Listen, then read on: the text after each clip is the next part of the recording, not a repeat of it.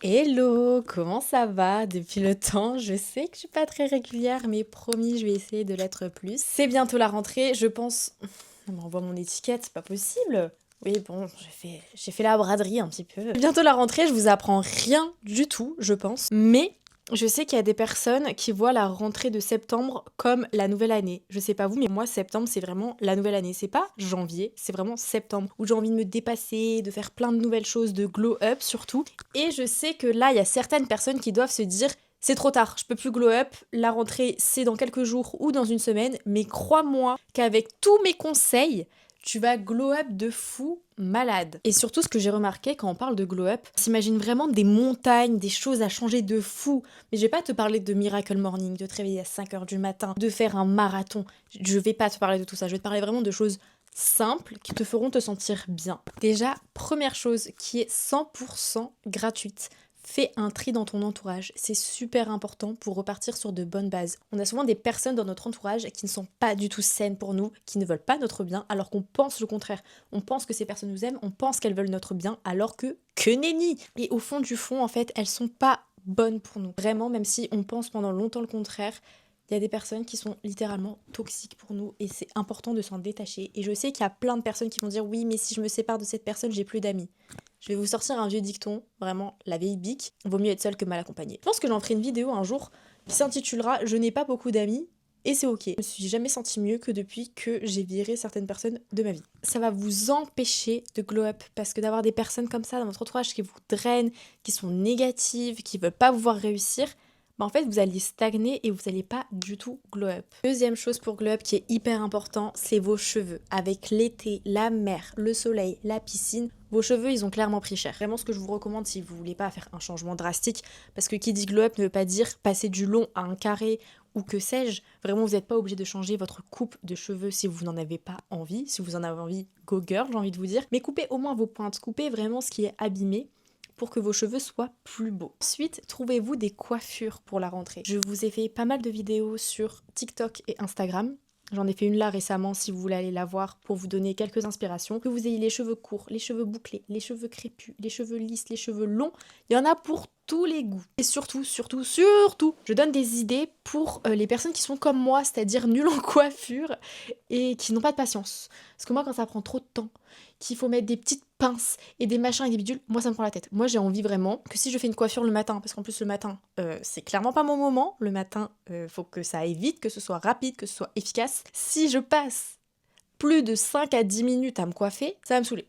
Ça va me saouler, ou alors je ne vais strictement rien faire parce que ça me prendra la tête. Donc vraiment, je donne des idées de coiffure simples, rapides, efficaces, jolies, qui ne prennent pas de temps et qui ne sont pas compliquées à faire. Qu'on est dans la simplicité, nous. Vraiment. J'aimerais bien avoir ce talent pour faire des bêtes de coiffure, trop belles, collées au crâne et tout. Je n'y arrive pas. Je suis nulle. Je ne suis pas douée de mes 10 doigts. Deuxième conseil, cultive-toi un maximum. Et je sais qu'il y a certaines personnes qui sont là en mode je ne sais pas comment faire. Imaginons, tu fais tes petits soins skincare, tu te maquilles.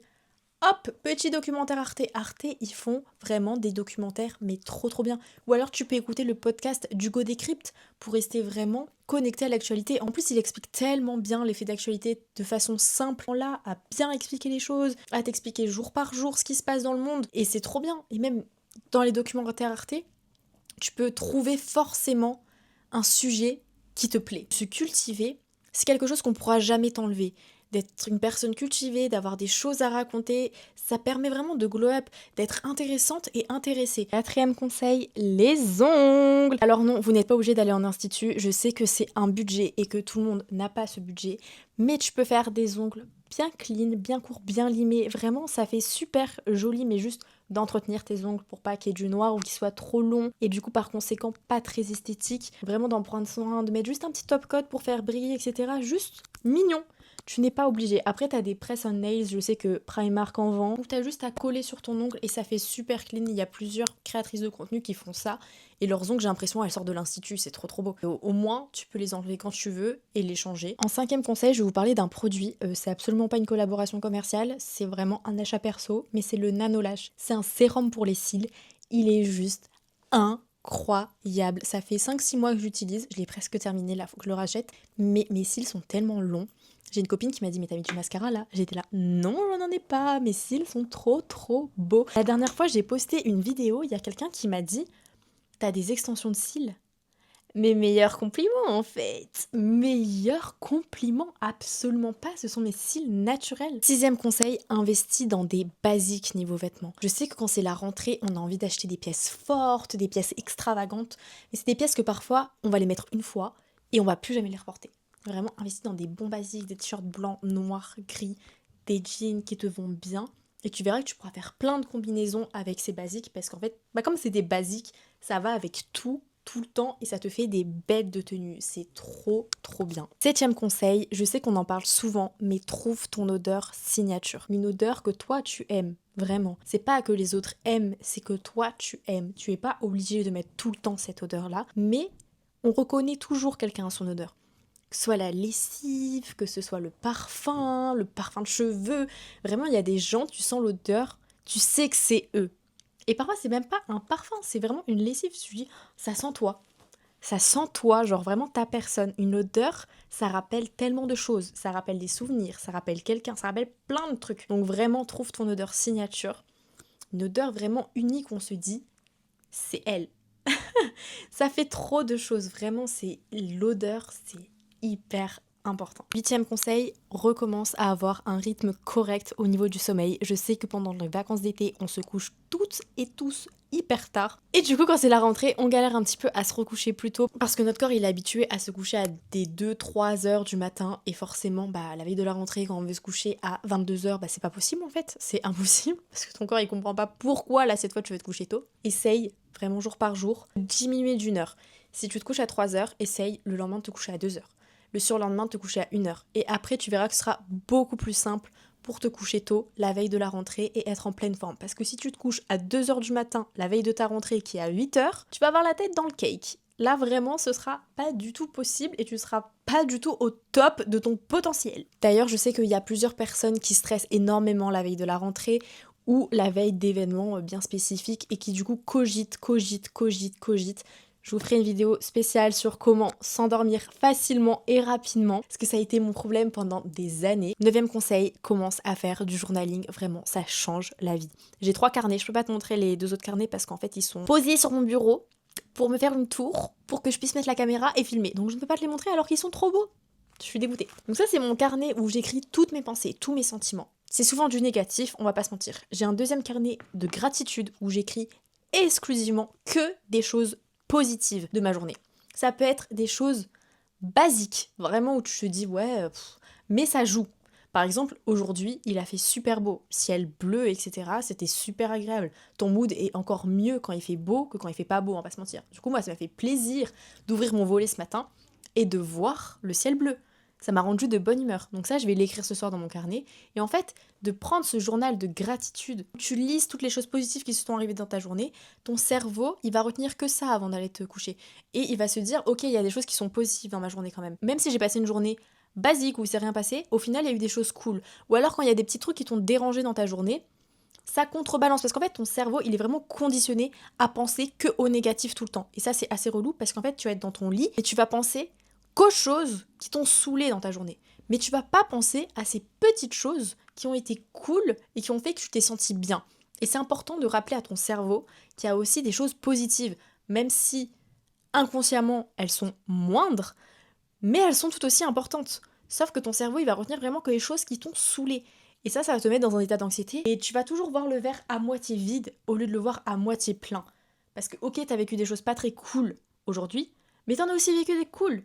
Donc c'est important de prendre conscience qu'il y a les deux.